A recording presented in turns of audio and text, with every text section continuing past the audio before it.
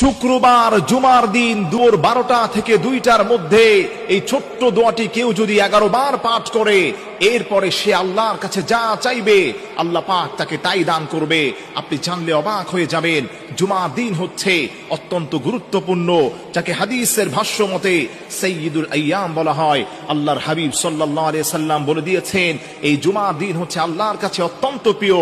তার কারণ হলো এই জুমার দিনে আল্লাহ রাব্বুল আলামিন হযরত আদম আলাইহিস সালাতু ওয়াস সালামকে সৃষ্টি করেছেন। আদম আলাইহিস সালাতু ওয়াস সালামকে শুধু সৃষ্টি করে নাই, জান্নাত জাহান্নাম, একটি বর্ণনায় পাওয়া যায় গোটা কায়নাতকে আল্লাহ রাব্বুল আলামিন এই জুমার দিনে সৃষ্টি করেছেন। আল্লাহু আকবার পড়েন। এজন্য আমার প্রিয় ভাইরা, জুমার দিন আল্লাহর কাছে এত প্রিয়।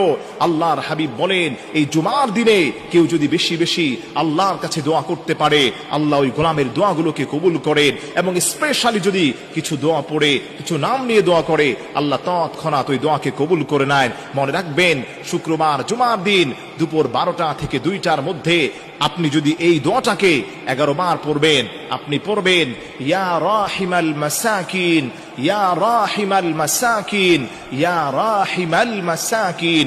অত্যন্ত সহজ একটি দোয়া, সুন্দর একটি দোয়া, বেসিক একটি দোয়া। বাচ্চারাও এটা সুন্দরভাবে পড়তে পারে, আপনিও পড়তে পারবেন। আপনি 11 বার যদি আল্লাহর উপর ভরসা করে এটা পাঠ করতে পারেন, এরপরে আপনি আল্লাহর কাছে যা চাইবেন আল্লাহ পাক আপনাকে তাই দান করবেন। এই দোয়াটা পড়ার আগে অবশ্যই অবশ্যই আপনি নবী পাক সাল্লাল্লাহু আলাইহি ওয়াসাল্লামের উপর 3 বার যে কোনো দুরূদ শরীফ পড়ে দিবেন। দুরূদ শরীফ হচ্ছে এমন আমল, যে দুরূদ শরীফটা পড়ার কারণে আল্লাহ রাব্বুল আলামিন ওই বান্দার গুনাহগুলোকে মাফ করে দেন, তার দোয়াগুলোকে কবুল করেন। দোয়া যদি আপনি কবুল করাতে চান, তাহলে অবশ্যই অবশ্যই আপনাকে নবীজি সাল্লাল্লাহু আলাইহি ওয়াসাল্লামের উপর দুরূদ পড়তে হবে। যে যত বেশি নবীজির উপর দুরূদ পড়বে, আল্লাহ পাক তাকে তার দোয়া তত বেশি কবুল করে নেবেন। সুবহানাল্লাহ পড়েন।